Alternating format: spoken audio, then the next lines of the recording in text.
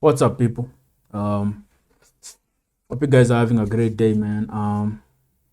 We will be checking out a video by the channel Nicholas Obama, man. I will leave a link in the description to the original video. This is Calm Town, Brook and Dunn, man. Brooks and Dunn. This was requested a while ago. I will check it out. I've heard of these guys. I saw them featured on King of the Hill. I've been watching King of the Hill, man. Fantastic show. Bobby. Fantastic show. These guys were featured, man. So someone requested this. I put it in my list in my queue. I added it to the queue, and then while watching the show, I saw them featured, and I was like, I have to react to that, man. You know, in the show they were portrayed in a good light. So, yeah, that's it, man. So let's just see what the boys have to say. They'll probably be singing on this, making their song super gay, but that's okay, man. Let's go.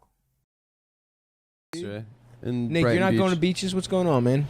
No, I just have like shit to do. I watched We should go this week. Fast and the Furious 8 with Nick. Oh yeah, we had movie night. We had movie night. Yeah. I loved. There were other people I loved here. that. It wasn't movie. just me and Adam hanging. It was out. just the two of us, basically. Who else we was weren't there? hanging out. Although we were watching fucking Ronnie Dunn music videos till like 3 o'clock in the morning. After you left the other night, we hung out till like 3 a.m. watching country music videos. Hell yeah, dude. Yeah, Ronnie Dunn interviews and music videos. He's got to be the most insane person in country. I don't know. Yeah, I don't know who he is. Ronnie Dunn of Brooks and Dunn. Oh, Brooks and Dunn. Yeah, sure. Brooks and Dunn they're the best. Ronnie Dunn is the singer. Well, they both sing. What's their biggest Brooks hit? is like guitar, and Ronnie's like yeah, singing. Ronnie like writes. I think he writes all the songs. What's their biggest hit? They have Life like is a Highway. what's that Yeah, politics that's it. one? Yeah. What's the political Oh, one? you mean there's one What is called it? there's one called God Must Be Busy. Oh, yo, can And we the just lyrics- play that right now on the show? I don't Dude, know. it is I don't so know if it'll pick funny. up on the speakers, but the No. lyrics are like, when she's at home, she can't get a job because she lost it to some foreign land and foreign hands. God must be busy. And then it's like the Crips and the Bloods are at it again. Yeah. You're ruining the best part. Because after the losing job to foreign hands song, So Oh, that's the line- literally a lyric. That's That's a not lyric. you. That's No, a that's trade. a bit. That's like That's trade a lyric. protectionism. Then there's something. Yeah, Yeah. there's protectionism. There's stuff about not being able to afford health insurance. Yeah. And then there's like, traffic's backed up. There's a sign on the side of the road says there's an Amber Alert, and it's like Amber Alerts don't cause traffic, so Right. I don't know. You're like saying the traffic's made worse by seeing that there's an Amber Alert. But then he goes into the deep. We all know what a fucking Amber Alert Yeah, is, yeah. and they're like, last seen in a white van crossing state lines. So he's assuming that they're saying there's a child being raped in the back of a van. And then there's a line, they say she's 4 years old. Oh my god. That's right. That's just, fuck? because Ronnie It is- Dunn's insane. It He's is like so an insane- politically confused, bro. Oh, yeah. man. You don't And know then it's what just a his throwaway line where he's perspective is. like, and the Crips and Bloods are still at it. Well, traffic's bad because of Black Lives Matter protesters. I'm sure Ronnie Dunn doesn't even know what Black Lives Matter is. Is there some shit against Arabs in that song? No, he's like, there's still fighting in the Middle East. Oh, there's fighting in the Middle yeah, East. because he is like vaguely out. This reminds me of a clip that I saw of these cholos, Mexican cholos, who in the Middle East fighting the Taliban and stuff, fighting Al Qaeda and stuff, man. And they're like shooting at them. I don't know if it was a spoof video, a parody, or if it was actually a real thing. But these guys were in the Middle East, just talking the way they speak, fool and stuff. The way they use the word fool. What's up, fool? And like shooting towards the direction of the Taliban and stuff. It was so funny, man. Just seeing them in that setting. I'm sure it's on YouTube. If you search, it'll come up, man. It's a hilarious video. Is there some shit against Arabs in that song? No, he's like, there's still fighting in the Middle East. Oh, there's fighting in the Middle Yeah, East. because he is like vaguely outlaw country, I guess. And Yeah, yeah, so he's got to be somewhat anti-war. but like one of those like don't support the war, support the troops guys. Yes, Yeah, sure. I would imagine. Sure. Mm-hmm. And then we watched a bunch of interviews with him, and you can't even make out a complete sentence. Yeah, it's none of it. He's He's like, I'm fucking saying, all over the place. Yeah, it was a like outlaw country. Yeah, they would be like the question would be like, you know, what like, is country music? What is country music? And he's like, you know, of all the places we live, New Mexico, Arizona, Arkansas, is, you know, Texas was the one. You know, that always felt like, you know, home. But me and my grandma, and you know, because you know, there's a little bit of, you know, you go, okay, well, maybe this is a little more sort of a, you know, San Antonio vibe, but you know, down, you never know. It's like, what the fuck? He's like, what the fuck are you talking It about? is the ramblings of a man underneath a bridge. Like, You think if he didn't have does he do drugs? a silky voice of gold, Yeah, and like he couldn't strum that guitar, he would be a vagrant on a fucking cargo Do you think he train. does drugs? Probably. Probably. Yeah. He's a musician. You know, you never Another know, good dude. one is Montgomery Gentry, who we didn't really get into, but I like Montgomery Gentry. a No, lot. we watched some of theirs. Yeah, they're like, yeah, Montgomery Gentry is. they don't wear cowboy hats. Right. They wear Oh. like truckers. Yeah, Yeah. Montgomery Gentry kind of looks like. Remember when Rob Mayer was fat? Yes. Yeah, so like he's like a fat Rob Mayer with like a goatee. He dresses like Larry the Cable Guy. Like kinda. flannel shirts with cutoff Yeah, arms. yeah. And then the song is like about how like the other neighbors in his cucking his subdivision, neighbor. the neighbors in his Larry the Cable Guy. Like kinda. flannel shirts with cutoff Yeah, arms. yeah. And then the song is like about how like the other neighbors in his cucking his subdivision, neighbor. the neighbors in his subdivision can't handle the fact that he like smokes cigarettes or whatever, whatever type of bullshit rebel No, that he- lifestyle you're clinging to as a Yeah, that he like multi-million-dollar rides fucking- four wheelers. Yeah. Yeah. Oh my And some God. fucking They cuck can't do. live. Yeah, he's like, yeah. The song was like literally, it's like sort of about gentrification. And it's like, well, you can get the hell out because I was here first, you know. But then it's like,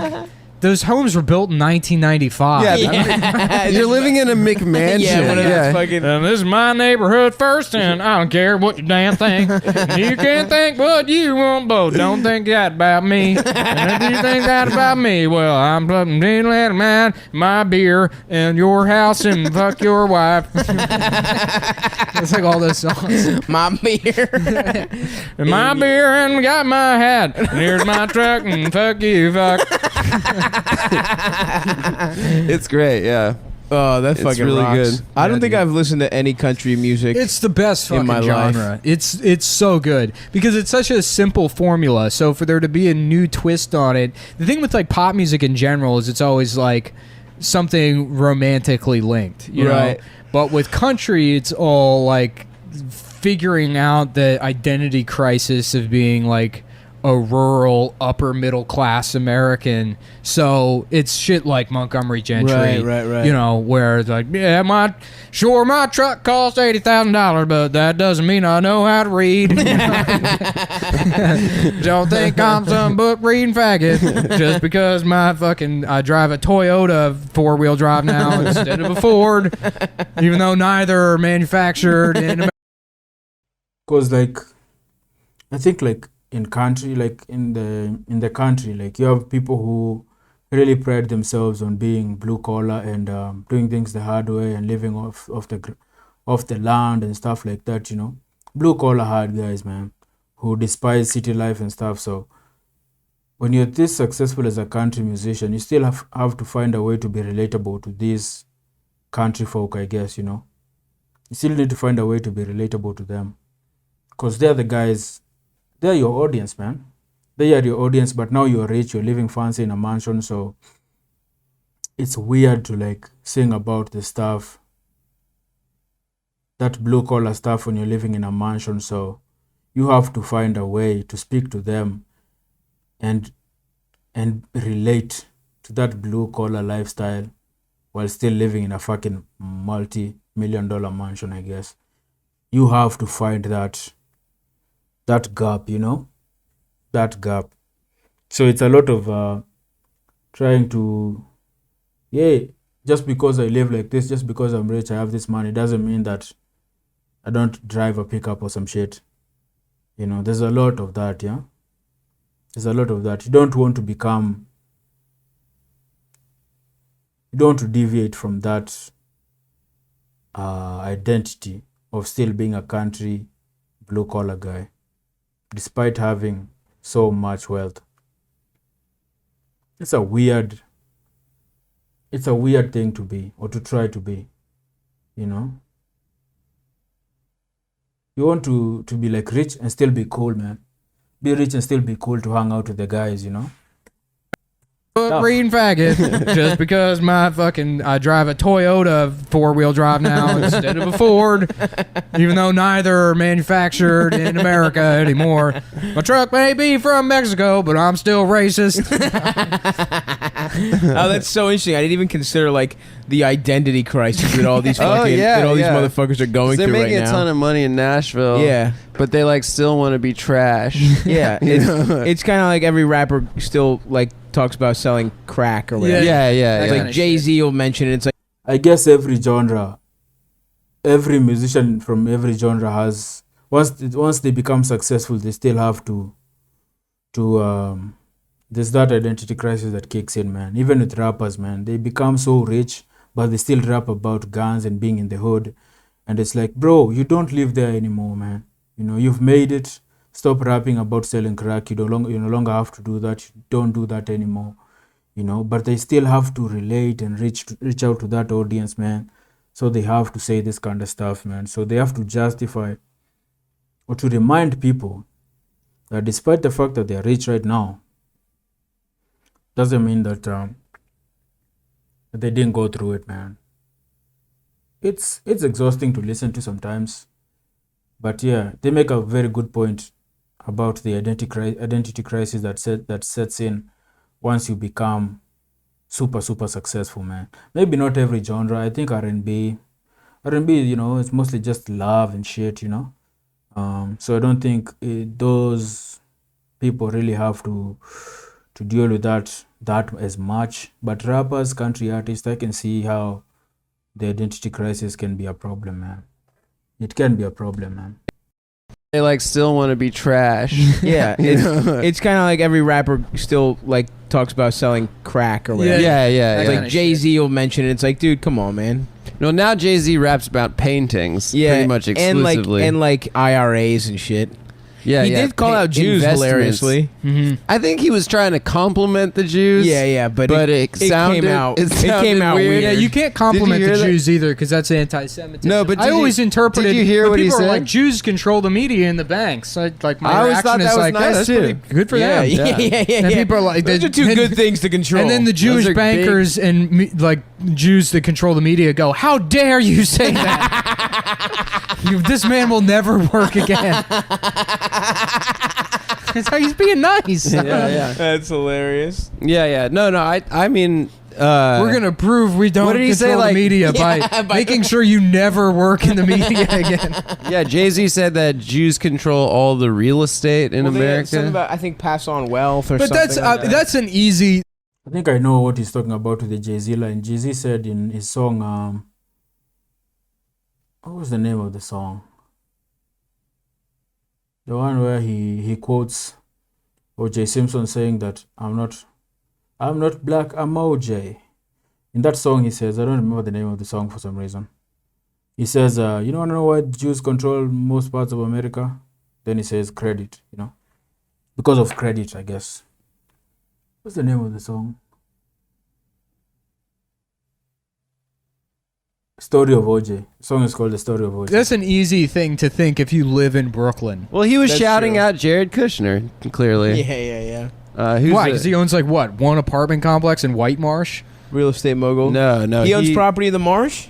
I love the Marsh, dude. Does he? Yeah, dude. He has an apartment complex in White Marsh. Shouts out to White Marsh. I think someone said that he Shouts out to the Buffalo Wild Wings in White Marsh, Maryland. I watch many a UFC event there. He has an interest in Patreon.com. Who does? Jared Kushner. Oh, really? Yeah. Our boss. So he's our boss. We're working for the Kush, baby. Oh, that's gonna be hilarious when people try to get us kicked off of Patreon because I'm the clown prince of the alt-right. Great fucking video, this one, man. I thought it would just be singing, but great point that they brought up there about the identity crisis, man. I've actually never thought about it that way, man. It's a real fucking thing, man. You know? It's a real thing. And that's why, like, some fans jump off the bandwagon whenever an artist that they are following becomes like mainstream, because the content changes, man. You know, when an artist is coming up, there's a hunger, there's a certain truth, there's a certain pain, there's a certain realness to them. But then when they become mainstream, they become something else. And I've found myself doing this too, man. Like, just losing an interest in an artist once they become super mainstream, man. I think it's the identity thing, man. They change, man.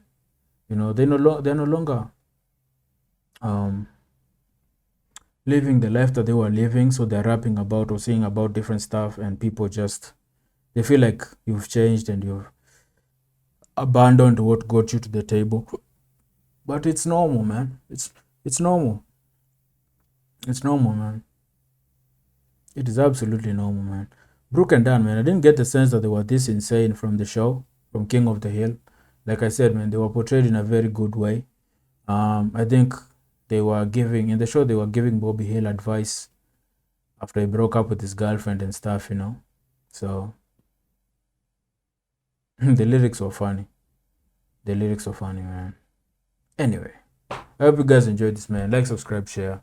I will see you guys in the next one. Peace.